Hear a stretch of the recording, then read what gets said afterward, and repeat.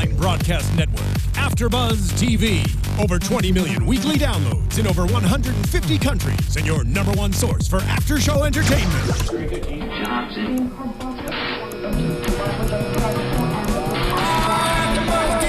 AFTERBUZZ TV, the destination for TV superfans, producing after-shows for over 300 of your favorite TV shows, interviewing celebrities and showrunners, and bringing you behind-the-scenes exclusives. All thanks to E! Entertainment's Maria Menounos, producer Kevin Undergaro, and internet leader Akamai.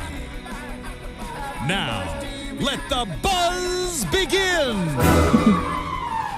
I can't resist a good joke. I really can't. Hello, Robots in Disguise fans, and welcome to another episode of the AfterBuzz After Show for Transformers Robots in Disguise. Today we are covering episode 23, the Buzz On Windblade. And today I have with me Speedster Emma Fyffe. Hello, you can find me all over the internet at Emma Fyffe, and otherwise, because it's my name in real life. How many F's are in there? There are three F's in my last name. It is 60% F's. Yeah. And I'm Katie Kia Prime Cullen. You can follow me on Twitter at Kiaxet. That's Kiaxet. We are also, as always, following the hashtag. That's ABTVRID. If you have any questions or fun comments, go ahead and throw them in there. We're also on the live chat.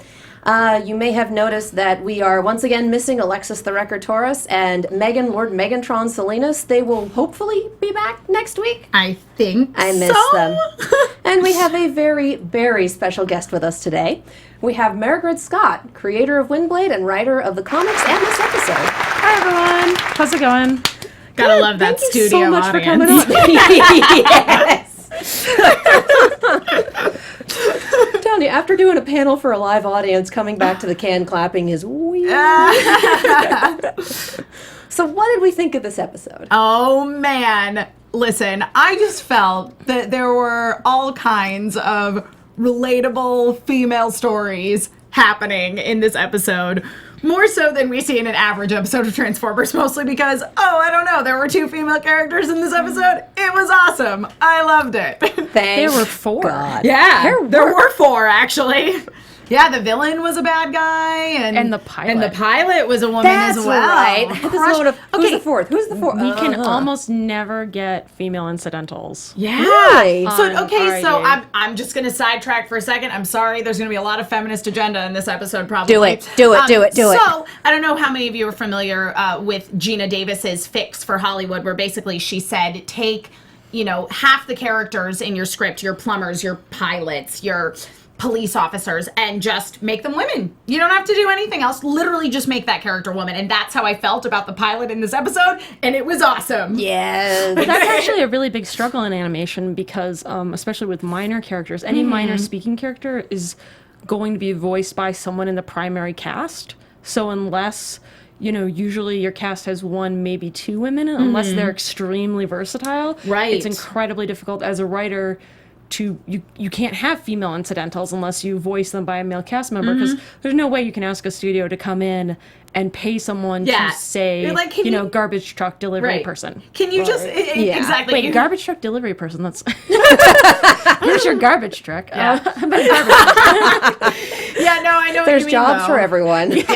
Yeah, it is. I could see that where it is. It would be very difficult to be like, we're just gonna pay this extra girl who has not done anything else in the show because there are no other girls to come say this one line. You just grab one of the PAs. Yeah. You want your SAG credit? Get up here. I'm okay with it. Well, you would love to do this, as would I. Yeah. Yeah, so Hasbro, etc., if you guys need a random girl to just say one or two lines about delivering a garbage truck, Call us. I will say this episode, I had to watch it twice. Because I usually watch episodes twice anyway, but there are some episodes where I am in it to win it from the first 5 minutes. Some episodes where it takes the rewatch for me to be like, maybe I was tired that night, maybe it just didn't hook me. And then some episodes where it's just like, both times. We come back to Octopunch for that one. Because that one. But this one, the first time I watched it, it was like, oh God, female rivalry. Oh God, these tropes. Oh God, here we go. And I loved how it turned out. Me too. So then knowing how it turned out and being able to see it that second time and going, okay, and here's how that, and there's that development. Okay, I like this. Yeah, well, because something took me a minute. because a default that we see amongst female characters in any work of fiction, especially when you introduce a new female character, is rivalry. However, I feel the way that this was played out in the story, it was incredibly justified, and I really related to Strongarm's feelings regarding Windblade, because here this other female Autobot shows up, and Strongarm cannot get anybody to listen to her ever. It is a huge struggle, and you know, Strongarm also has a very strong sense of self, and so she believes that she really has good ideas, and she does have good ideas, but she has a hard time getting anybody to believe them. And then in comes Windblade, being like, I know got everything. this. I know I'm everything. always right. And everyone is like, oh, Windblade, somehow we love you. So and ultimately it resulted in them cooperating with each other, and you never felt, though, yes, Strongarm was certainly very frustrated from the point of view of everyone listens to Windblade, and didn't like the way that Windblade sort of talked down to her, like giving everybody their cute nicknames and things like that. But ultimately, I never got the sense that Windblade didn't believe that Strongarm's points were valid. And ultimately, she acknowledged that she did, and it ended up with a fantastic female team-up. Well, and that was a key turning point. In the show, is I wanted that Windblade was the only person who listens to Strongarm when she actually has an idea. And that's sort of... That was always a thing with Strongarm, is that Strongarm, you know, is very rules oriented, and she's always looking for approval, you know, from a lot of outside sources. And so when we were going to introduce Windblade, you know, I knew she couldn't be anything like the comic book Windblade, because that character is just too tied up with her backstory, and we couldn't introduce any of that backstory. Right, into so we were like, Robots in okay, Disguise. exactly, Yeah. in Robots in Disguise. It just doesn't fit anything like Robots in Disguise. And so when they asked me to do an episode about Windblade, it was like, all right, well, who's she going to play off of? What kind of character haven't we seen? And I was thinking about, like, oh, you know, we haven't really had this show's Wheeljack. Like, I'd written on Transformers Prime, and I kind of loved Wheeljack. Wheeljack. Exactly. And I totally missed writing Wheeljack, and I was like, oh, like, would it be interesting if Windblade was like Wheeljack? And I was like, oh, you know what that kind of reminds me of is, like, the sort of Cyclops-Wolverine dynamic, where, like, if you've ever watched X-Men, like, when Wolverine shows up, like, he is instantly better than everyone, and he claims sort of everyone in the room, and Cyclops is like, what are you doing? And so I thought it would be really interesting to have, like, the character who was Strongarm's diametric opposite. You know, Windblade is completely brash. She's completely self-confident, to the point of being, like, super arrogant. I mean, she actually has a line where it was like, I'm never wrong, it's my best quality. Yeah. Strongarm immediately changes it to, she's almost never wrong. Like, thank you. She can't even give her the line. No. But it's like, but Windblade just, like, Strongarm is, throughout the episode and through a lot of the show, like, Strongarm is just sort of begging anyone to listen to her, and Windblade just, and everyone falls in line, and that's just endlessly frustrating to her. And I don't know, also I felt like I hadn't seen that character. Like, I felt like, especially in Transformer, a lot of the ladies, you get a lot of, like, good soldiers. Yes. You know, I'm super competent, but I always follow my lead, you know, the commander. And so I really liked the idea of having a woman who doesn't follow anyone. Like, at all, ever. Yeah. You know? And a lot of what I picked up just from her behavior is she's been on her own a lot. She's been in stasis for a very long time, and she was essentially given a mission from God. Yeah. Well, exactly. And if you're given a mission from God and you're trying, well, I guess if you're Primus and you're like, what kind of person do I need to go to an alien world, do everything on their own and fight an ultimate evil with possibly no backup at all? Like, you need someone with, like, guts. Some serious breasts. Oh, yeah. Like, well, and someone who just unwaveringly believes that they know better than everybody else and are always right. exactly. Which is such a great personality to see in a female character, especially because, as you say, most of the female characters that we see, not only in Transformers, but just across fiction in general, are very, like, good soldiers. They're very obedient. It doesn't mean that they're not strong and capable, because you look at a character like Strongarm, and she's incredibly strong and capable. She's very smart, but she is very focused on the law. She is lawful good, lawful good, lawful good. The end. Yeah, and she's deferential, and she's even a little socially awkward. Absolutely, absolutely. And Windblade is like not social, like not at all. Like all those little nicknames she throws out at everyone to just have them like eating out of the palm of her hand is Spark breaker. Oh yeah. Wow. Yep. That not only got Fix-It, that line got Mitchell. Of like course he was it so did. happy that entire record, like, oh, Spark breaker. I think there's a part of Mitchell that just is Fix-It. a little bit. A little piece of his soul. But part of... Wow, my brain just... Yay. I'll take this moment to say that the Wi-Fi in here is doing the same thing right now, so unfortunately I don't actually have the live chat up. I'm trying really hard to get it. For anyone who's watching, we love you. Please keep watching. I'm trying really hard to be able to talk to you guys. It's a ground control to Major Tom sort of moment. But yeah, if you look, Windblade uses her confidence to back herself up. She thinks she's right, she knows she's right, and she just exudes confidence. And Strongarm uses the rules to back her up, to fall back on. So, which is actually something I always really liked about Strongarm. I think my favorite moment for her was, or I think like sort of the North Pole of Strongarm was that moment in episode 1 or 2 where Russell runs away to go fight Underbite, and she's like, oh no, I guess I have to watch the human, and like she just runs, she's wanted to follow Bumblebee, Right. and it's like, oh, I can't, but I'm supposed to watch the human, so okay, I'm just gonna go. Like, I love that, like, Strongarm is very rules oriented, like I don't know if you guys ever watch Rescue Bots. yes. Like Chase. But Strongarm will always use the rules to her advantage, whereas Yes. Chase would literally stop. Like, he would never bend the rules Right. to his will. Like, Strongarm uses the rules. Right. No, that is true. She does always remain very, very true to her rule-oriented self, but she finds a way to make it work for her. She's a little crafty. lawful good with the emphasis on good. Yeah. And that just looks... I love that we started off with her doing research on Earth's animals. I'm just imagining that Denny has a full collection of zoo books and she's very carefully paging through them. Oh, because yeah. he And would originally, collect zoo books. originally that was a little bit longer, like that monologue. We wanted to see, like, how many animals Strongarm could consider a threat. And you have, like, I think The horse. it made. Yeah, so we have the horse. And then, like, we had a line about, like, Grimlock being really worried that kittens can Yes. swarm, you know? He's And- not wrong. I come from a cat shelter every week to come do this show. Kittens do swarm.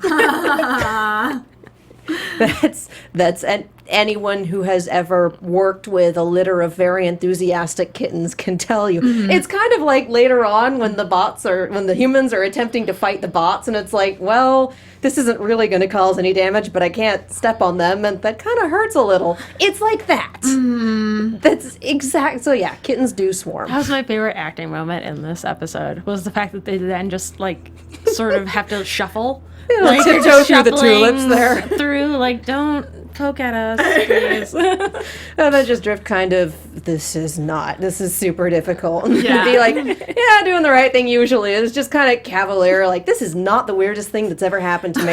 This is not the weirdest thing that's happened to me this week. This might not be the weirdest thing that's happened to me today.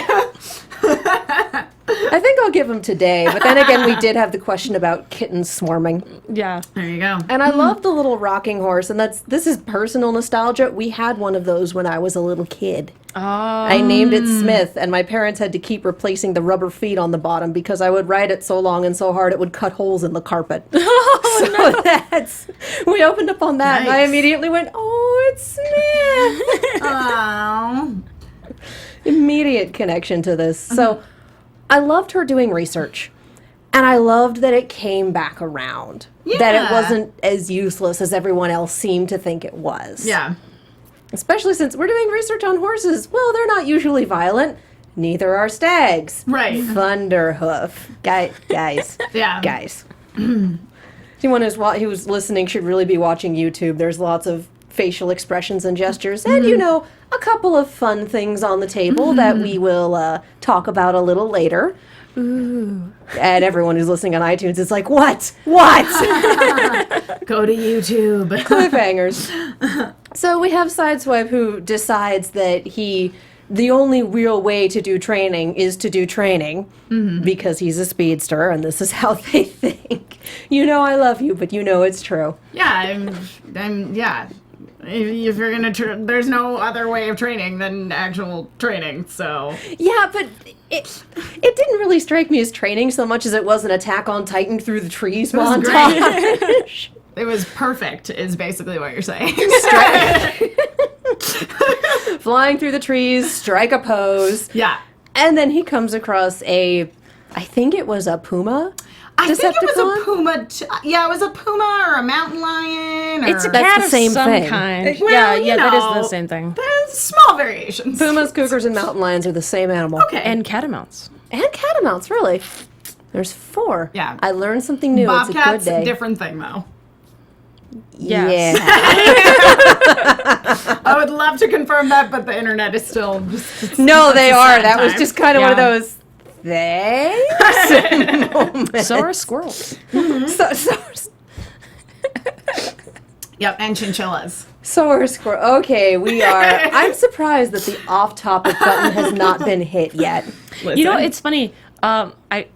You probably don't realize this, but like, you know how Strong Arm's giving that lecture about animals? That was initially a longer lecture, but in a weird way, like writing season 1, that was a big part of season 1. Was like, I like went to the library and you get out all the picture books of animals and like unusual animals from across the planet. Right. Then you like I remember having like 3 columns where it would be animal, crime, and then like, you know, personality trait or like Nice. fighting ability. And so that would be the writer's room. It was like, you know, okay, so like what if we had like a peacock and like maybe like the eye spots dazzle people, or you know, like what's something like a bat that screams? What kind of crime can you commit screaming at people? Like, and it was all really hard too because we have to like keep it PG.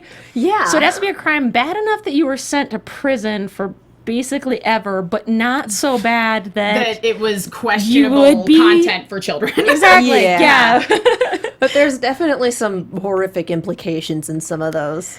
Like Oh, the yeah. bat. Yeah. It's essentially a vampire. Just kind of, okay. Yeah, totally. What animals did you come up with that didn't quite make it? Oh my gosh. Well, see, it's hard to say because you always you hope that one day like, They actually come will, back, yeah. You know. So they're still kind of under the shadow of the NDA there. Yeah. Like I mean, I want to talk about it, but they're probably not gonna. I always thought it would be cool. I tell you another one that did make it, which was that there was the Ankylosaurus. Oh, yes. With like the hammer tail. Yeah. Like I was really excited about that. I used to write a Dinobots comic, and I love the Dinobots, and my husband loves Ankylosaurus. They're his favorite dinosaur, and he was always begging me like, Just write one. Make "Write one, one, make make one." one, make one." And so like the day we got that through, I went home and I was like, "Husband, we did it!" Yes, That's awesome. Success! Yeah. for you."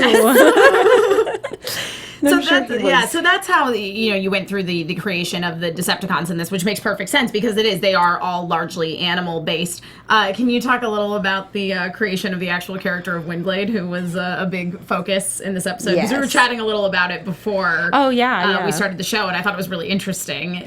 Oh yeah. So originally, Windblade comes from a toy design, and essentially Hasbro, in celebration of the 30th anniversary of Transformers, like put out a poll where the fans could sort of design a toy that would then get like stories across different media. That was the idea of the contest.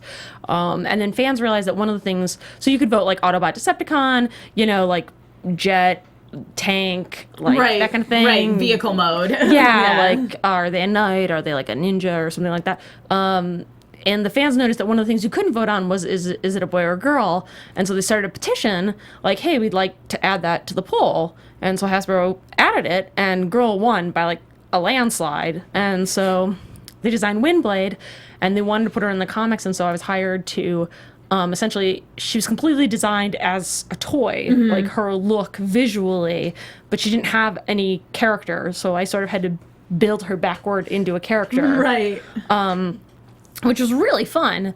So in the comics, we made her, she's an ambassador. She's this, she has a job title called like a city speaker. And the idea is that there are this kind of Transformers called Titans that are so big they actually become cities. Yes. Yeah. So I like know Metroplex, exactly what you're talking about. Yes. Triptychon in some versions. Yeah. So the idea is that sometimes, like Windblade is from a planet where their colony, their Titan is damaged, and so he can't talk like he normally does. And so what essentially they do is that they have all these city speakers, and they basically go into the Titan's skull and essentially kind of like a live EKG.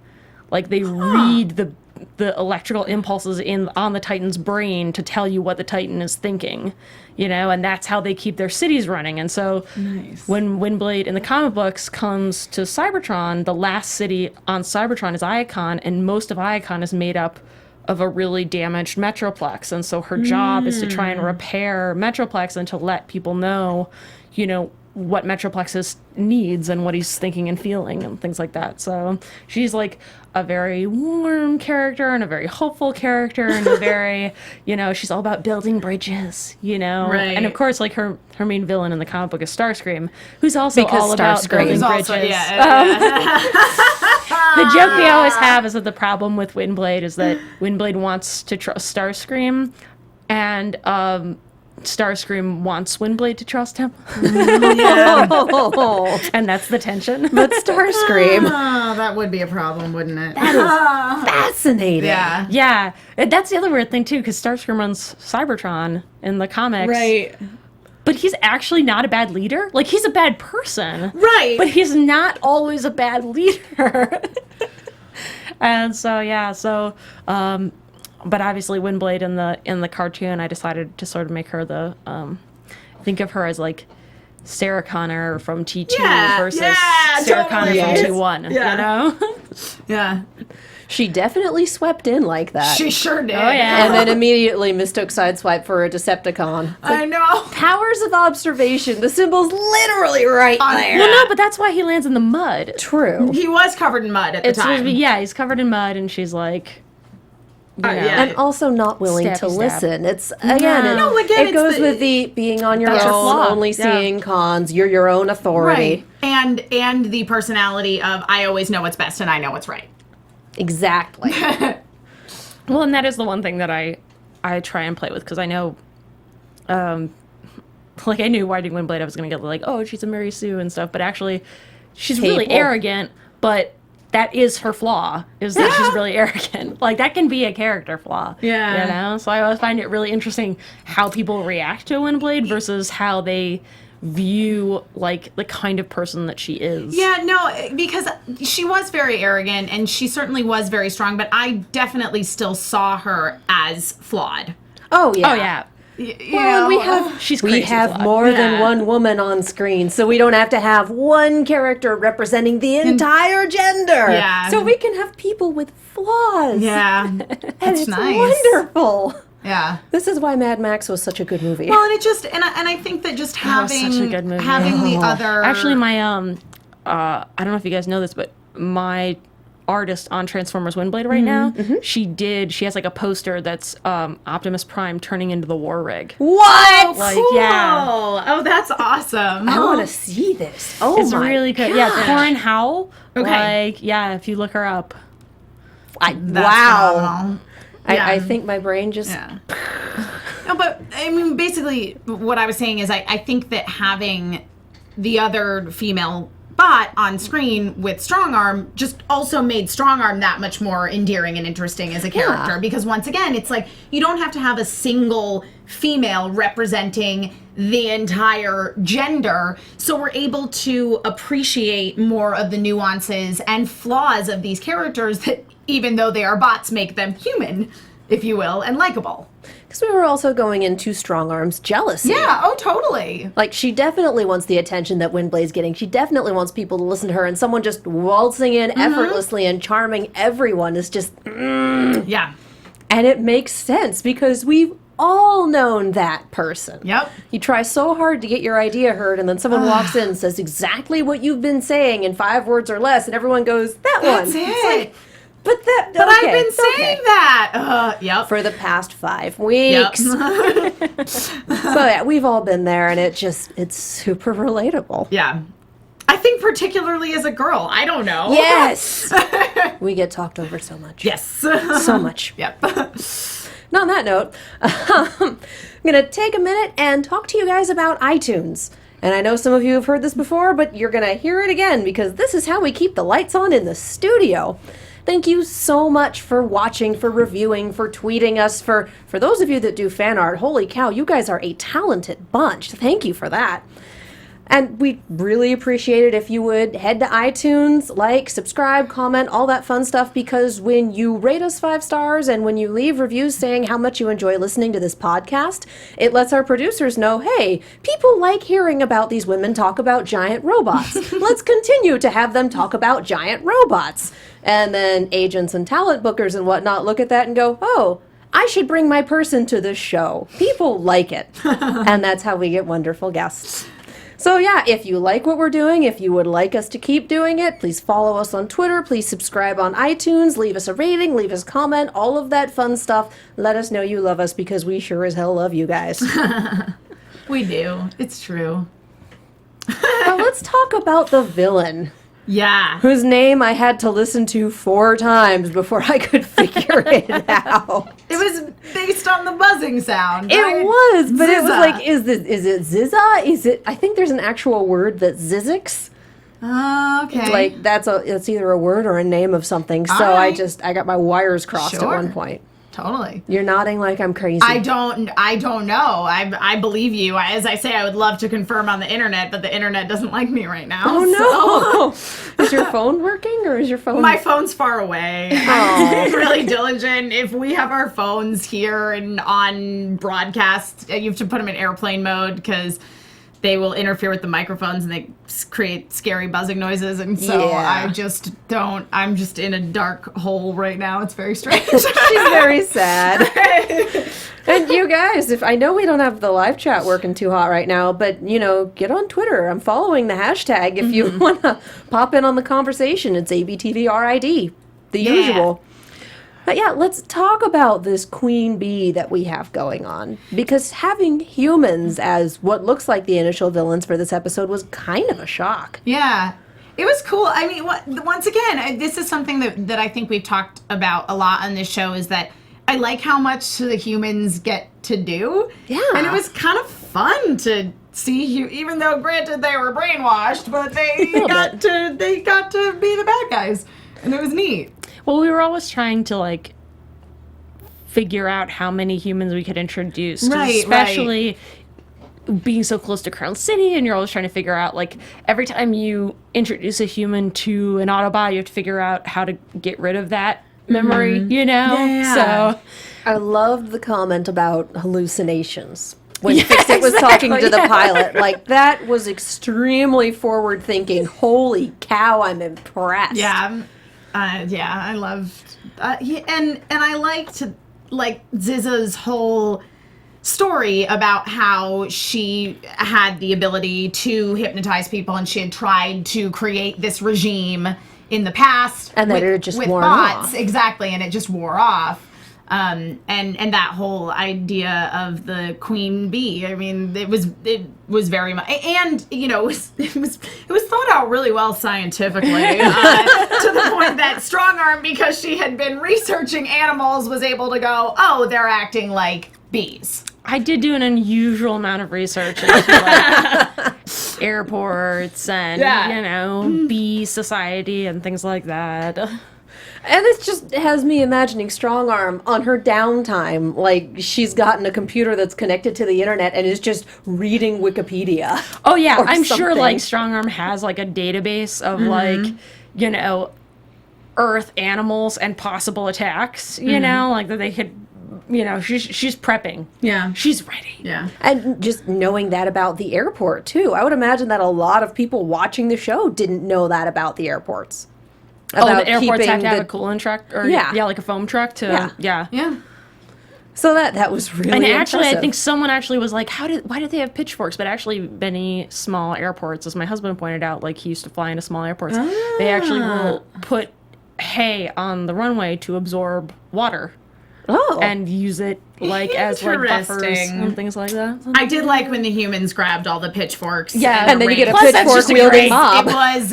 How can you not love a pitchfork There was wielding an mob? agrarian revolt, and I loved it. And I just love the little like the one dude with a rake like just poking at like Drift's knee. Yeah. And Drift's just like uncomfortable emotionally. But I also liked that. And Grimlock got a King Kong moment. I Yeah. saw that. I loved that. That was so much. And it was And all we got visual. all It the was so little, much like, fun. We got like I remember watching like North by Northwest a bunch, you Right. know, because we wanted a lot of like people like no, run away from planes. I love it. I also liked that in the first encounter when we, discovered these human hypnotized temporary Drones. villains. Yeah, these drones, these workers, as Ziza was, ultimately referring to them as. I liked that the end of that sort of initial conflict with them was Strong Arm saying there is no way we can attack right now without compromising the humans, and these humans are not at fault. And what I loved was that it went from get towards the runway so the humans don't crash Right. to, okay, this is an acceptable sacrifice. I'm making that executive decision. Yeah. And you can't make that executive decision when you are not the leader of the team. Yeah. Well, it's really interesting because you see a lot of conflicts between Strongarm and Windblade in terms of like Strongarm's trying to enforce the hierarchy, like he can't go for it without Bumblebee. But I think in a lot of ways, we really got to use this episode to show a little bit of the diametric opposition between sort of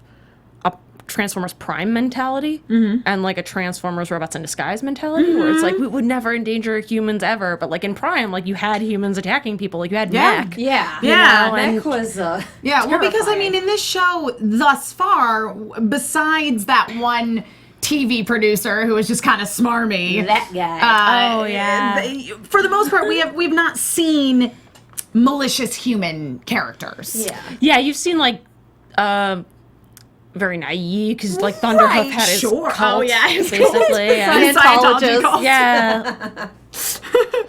That will never not Was be it funny to Arnold? me. Arnold. Morty. No, yeah, Arnold. Arnold, The yeah. Yeah, we're in LA. The Scientology jokes will not stop. They are not Scientologists. For the record. Yeah, They're not they're actual following the Scientologists. Coast Yes, Guard, exactly. but it's such easy shorthand. It really is, and they are following an alien. Yeah. That's true. They are following an alien. Yeah. But that was like what, a dozen episodes ago. Yeah, That it was a while. It was a ways while back. ago. So it's been a while since we've seen humans sort of actively involved in the conflict from the other side. Yeah, we don't really get that much in this series, and I'm kind of okay with that. But I'm Yeah. also still following our fan club theory. Yes. Which What's the fan I club will theory? hold that until Oh it dies. man. That the people of Crown City, that there's a massive fan club for the bots, and that they know that these robots exist and that the cover stories are terrible. It's like, have you ever seen Love and Monsters, the Doctor Who episode? No. Where they're fans of the Doctor and they're tracking his sightings and his different nicknames and wondering when he'll show up next and all that fun stuff. And I'm sure there's this group of people that's just, oh, they showed up here today. Oh, they were at the carnival. Oh, well, this was unexplained, but it had to have been this. Yeah. Did anyone manage to catch the dino's name? Yeah, I really like him. Because basically we feel like there's no way the people of Crown City can be so dumb that they have no concept of the, So we had a the bots comment- that are running rampant in their town. We had a You'd be commenter on like surprised. But we had a Everyone's on their commenter on- smartphones. No This one's is looking true. up. No. But we had a commenter on episode 5 or 6 who came up with the idea. They left Yeah. it in a comment, and I'm like, "Yep, I'm adopting that." Genius. As far headcanon accepted. I love it. So as far as I'm concerned, there's just a massive fan club, and that's why it hasn't gone out to the massive media or the government or anything. Because no, there are crazy robots. We're keeping them. This is what makes Crown City interesting. It's like in Steven Universe, you never hear about anything going on with the gems anywhere else. It's all just Beach City, Yeah. despite Ronaldo's efforts. No, it's true. I didn't even occur to me that this is. I mean, they mention other Mandela. cities in this, but it is. It's like all just Crown City. well, that's where Optimus dropped them off, and That's true. Yeah. we know who's coming, and thanks to the Comic-Con clip, we know where. So it's a pretty good place to be. Yeah. Well, look, you can only afford to build so many cities. No, honestly, this is like a real logistic concern. As we were like, well, because we were like, oh, they wanted to do a city in this because Transformers Prime was all in the desert, and Yeah, like you could just have repeating desert forever. Yeah. That was... honestly, we got dang close, though. Like, I remember in the office at one point we were calling it Transformers Canyons. Everything's in a canyon. But, I mean, it worked really well, because, like, you shoot it at the bottom of the canyon, and that's your cave set, and then you turn everything blue, and now you're underwater, and then we turned everything white, and now we're in the Arctic, and, like, so that's kind of why, like, they did a great job being able to redress that set. Simple set. Yeah. Yeah. never know. Yeah. We were really gotten a lot of mileage out of that set, but once Prime was done, it was like, okay, like, maybe we should have a city. Right. But once you got a city, like, it was like, okay, that's all we got. Yeah, we one have this city city and, like, the and the immediate woods. surrounding area. Yep. Although, to be fair, like, everything is kind of near Crowd Yeah. City. Well, and the junkyard is a pretty involved set as well. Oh, don't call it that. Oh. Oh, no, it is always the scrapyard. The scrapyard. It was very... Right. Jeff I'm Klein was always very very sorry. insistent that it was not a junkyard. It was a scrapyard. Discerning collectors. discerning collectors, yes. Nostalgics. Yes. That's Oh. right. So it's always a The discriminating. It was. Yeah. It was. It was. I have it written in Yeah, my there's, notes. it's That was something many the episodes discriminating ago. vintage Nostalgics? I Yeah, think it was so. discriminating nostalgias. Yes. was in there. Thank you, Dave. I used to have to do all the clearance and everything for the shows. Right. And I would do all the because I was the I think for season 1 I was still working as a script coordinator, even Right. though I was also series writing. Right. Because I just knew the continuity so well. Right, so right, yeah, right. so I listened. It's funny, like I've listened to all of these episodes like at least a dozen times at various different points, but I almost never get to see them. Right. Like I actually never get to see them in their final form because the last version that I look at Right. that doesn't have all the music and all the sound effects laid in like professionally, and then I don't have cable. So yeah, it was weird because you were like, oh, come and talk about Windblade, and I was like, I haven't watched that episode yet. That's okay. That's gonna be. But I did find it. Yeah.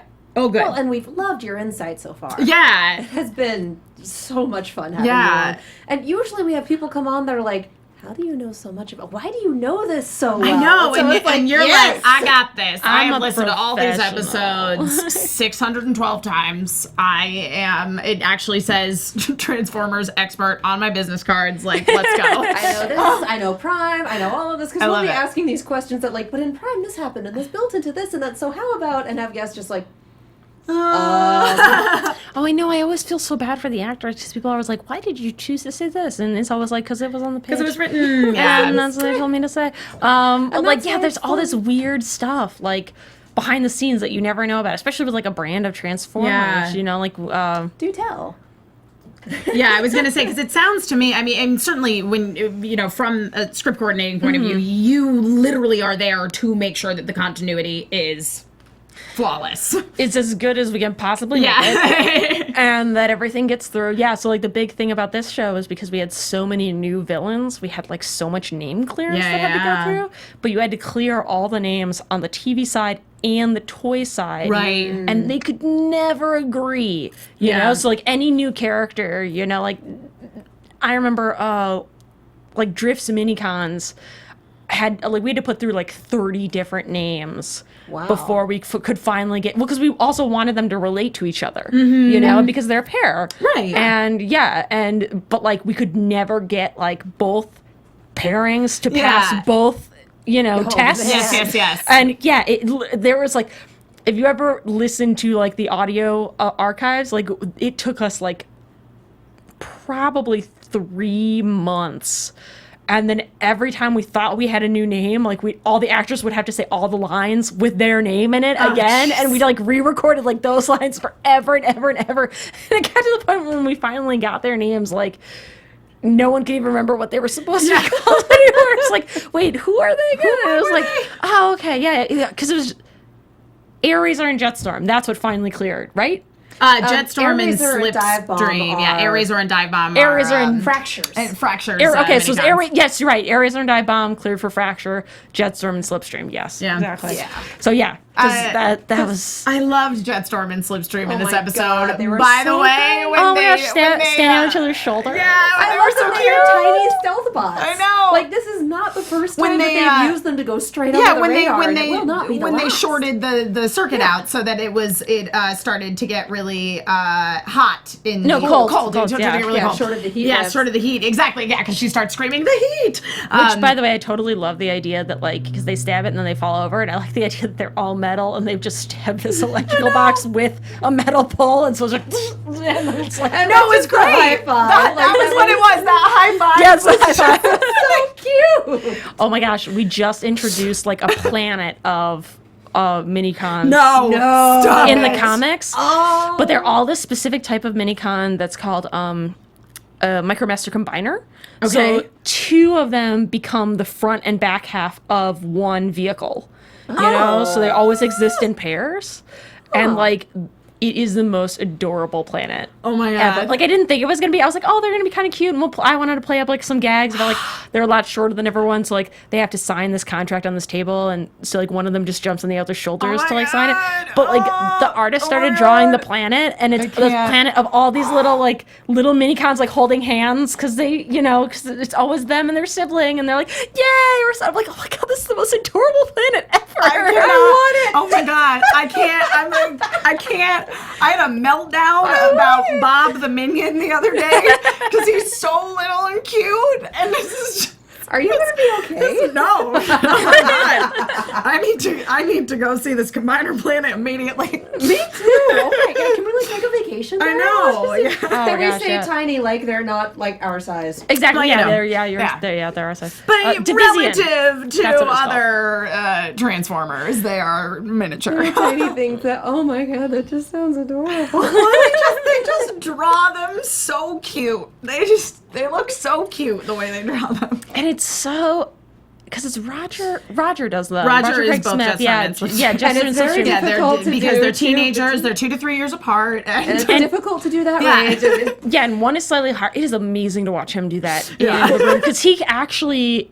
Especially because I wrote a bunch of the shorts, and Oh, they had me yeah. write. Well, because they wanted to do the shorts, and it was really cool because they wanted a lot of the crew to get involved. So like Right. the storyboard artist got to pitch ideas, and Yeah. like anyone on was allowed to pitch ideas. So like even like some of like the production, the PAs like pitched some ideas and nice. stuff. That's It's- awesome. yeah. But there was a series because they wanted Hasbro had wanted a series of them to be more continuity focused, and so they had asked me and Zach Atkinson to write yeah, them. yeah. Because he works on Rescue Bots. Rescue Bots, Yes, yes. he's a Rescue Bots writer. And so we were like, okay, well, we'll write these ones because they have to fit together and blah blah blah. And they Yeah. were all Jetstorm and Slipstream, so the entire thing was basically Roger talking to himself back and forth, back and forth, back and forth, and he can do it. He can really do it. And I'm just like, oh my god, this is so impressive to just watch you have a conversation with yourself. He's also very impressed with himself. Oh, we've had him in here twice. No, Roger's awesome. And yeah. I love Roger. He's great.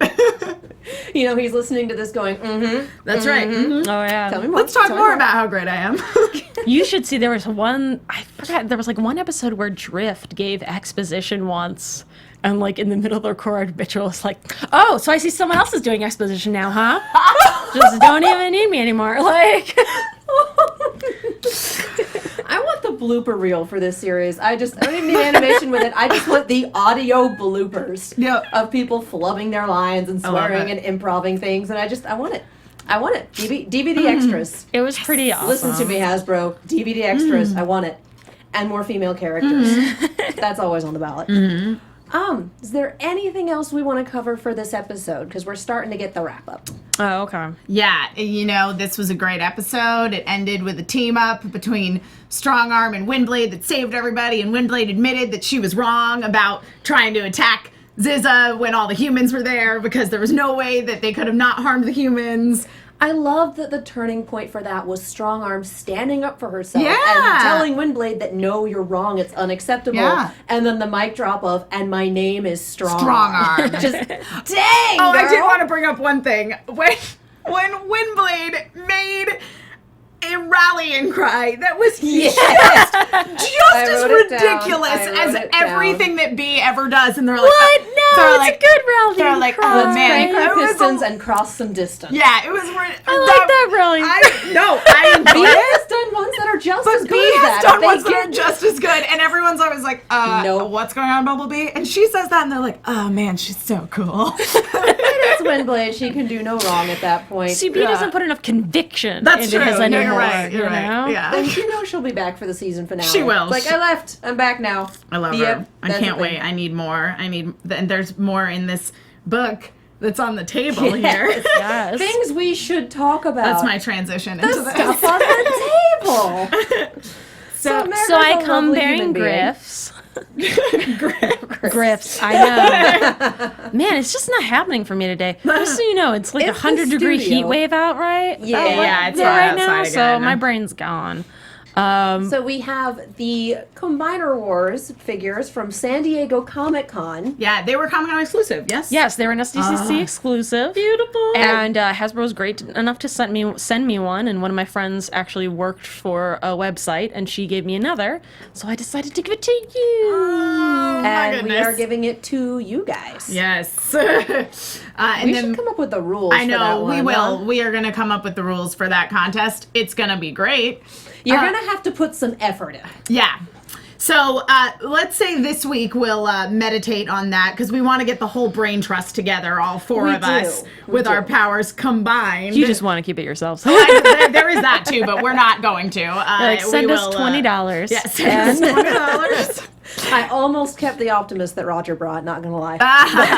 No, but yes, got once sent once us four ladies have a chance to get together, we will be giving these beautiful things away. So we will do that, and then also we have these copies of Combiner Wars. So tell us a little about this here. Mairghread. Yes, so this is the last big event that IDW published. It came out this summer, and this is the collected trade of the entire Combiner Wars, and it's the crossover between Transformers Windblade and the book formerly known as Transformers Robots in Disguise, which is now just called Transformers.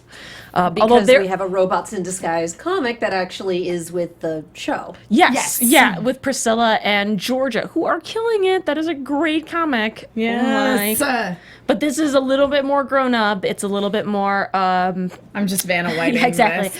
Yes. You are.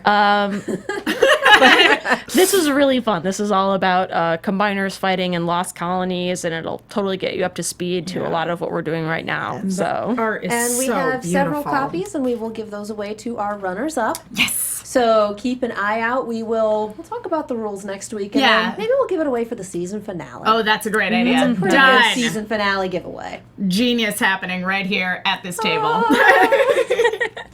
Once you get the pistons firing, it works a little better. Exactly. All right, if that is all we have to say for tonight, we should probably sign out. Mairghread, where can the people find you?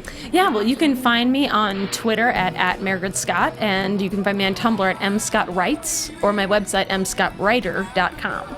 Awesome. And you can find me all over the internet and otherwise at Emma Fyffe.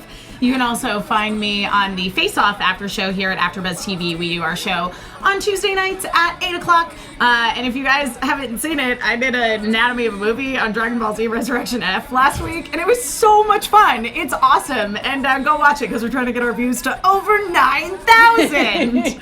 What? 9,000? Yeah, it's going to be good. It's so good. I watched it. It's great. You can follow Alexis at aTaurus890. You can follow Megan. At, woo, there it goes. At The Menguin, TheMenguin, and I'm Katie Cullen. You can find me on Twitter, Tumblr, and Instagram at Kiaxet. That's Kiaxet. I'm also on Snapchat at Kia Prime. I'm on, obviously, this after show. Z Nation is starting up in a couple weeks. I'm also on Red vs. Blue and X-Ray and Vav, and I write articles for The Movie Chick. That's Chick with 2 Ks. Thank you guys so much for watching. And as always, transform and roll out.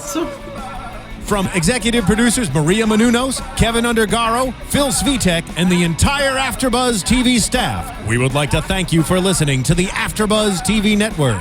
To watch or listen to other after shows and post comments or questions, be sure to visit AfterBuzzTV.com. I'm Sir Richard Wentworth, and this has been a presentation of AfterBuzz TV.